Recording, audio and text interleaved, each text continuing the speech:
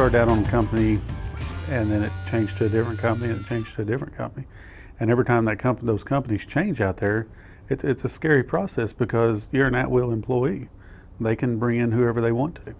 But under a union contract, you have language in there that will protect your job and protect your wages and your benefits.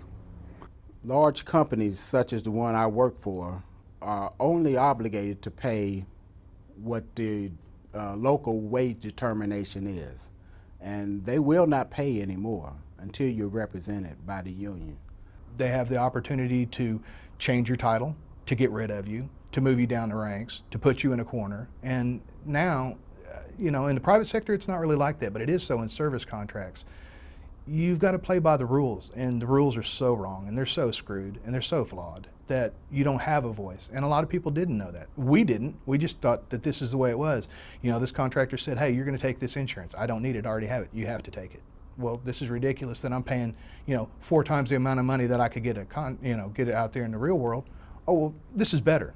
No, actually it's not. Now I can go out. I'm not stuck in getting an insurance that is subpar or too expensive. I can go out and get my own health insurance because that money is now in my court instead of them telling me what insurance I can get. I can go out and select what insurance I want.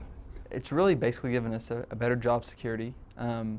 We get pay increases every year, which is really nice, which a lot of people that have been there for 15 years never got a pay increase in 15 years they've worked there.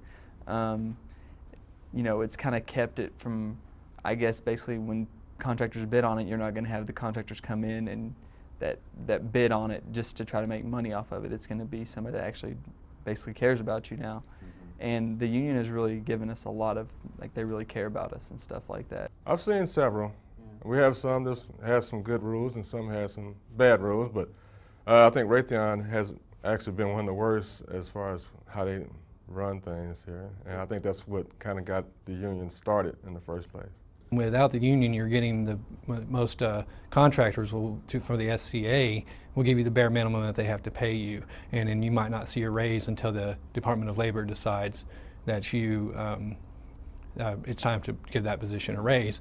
We have security now where we didn't have before. When you always worried about it when we went to another contractor, whether you'd still be employed or not employed, and you always worried about that new contractor coming in, taking away your position, moving you up or down, or taking away your pay. And as it is now, that's kind of concrete. I mean, it gives people who's been there quite a while the security of knowing that just because they're getting paid a little bit more, they get to stay. It's not one of those deals of if you get paid too much or whatever, they move you out. I say to anybody considering organizing and getting the union involved in their business, do it, and do it as quickly as possible. Don't mess around, because we waited way too long before we organized. We should have done it a lot sooner. I've been through 3 contractors, and each one of them handled things differently. And you don't know from contract to contract how they're going to handle things. Whereas a CBA, it's already written on how they're going to handle things. They're already going to handle it because it's already written. There was really no seniority. I mean, if that contractor wanted to come in and go, we don't want to hire you, then I would have just been on the street looking for a job, which happened in this last contract. We had 2 people that didn't get rehired, and if the union was in place, those 2 people would have had more seniority than some people, and they would have been able to keep their job.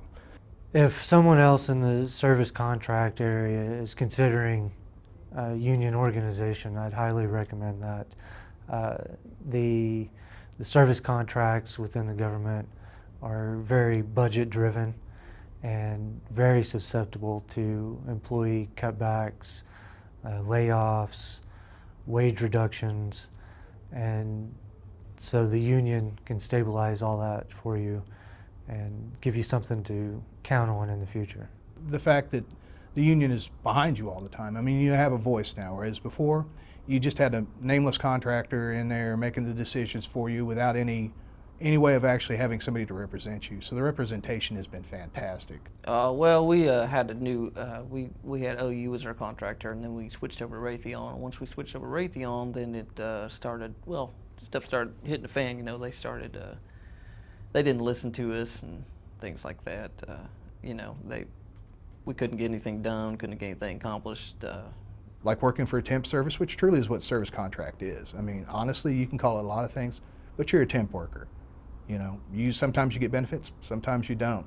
Sometimes they treat you fair, sometimes they don't. And you don't have anybody to go to. You can go to their HR. Well, guess who HR is being paid by? Well, your contractor. And most of the time they're out in a different state. You know, you have to wait to get talked to them. You know, the difference between time zones, yeah, it's difficult.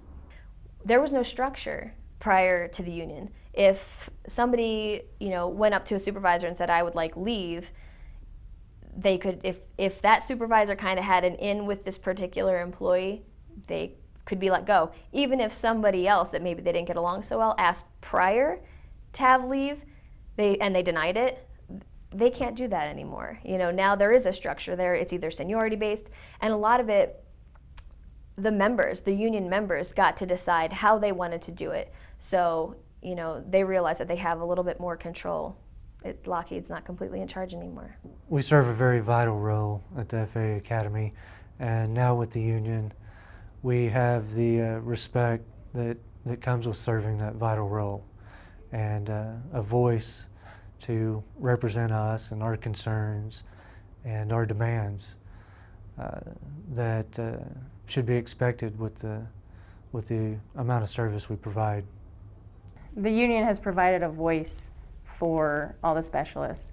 We can now talk without fear. We can now bring up issues. We can address them, and we can, you know, make a better working environment. And I think that's the ultimate goal of having a union, is that it's not the job that bothers you, but the environment, and you want to make that a better environment and make it worth getting up every morning and going to work.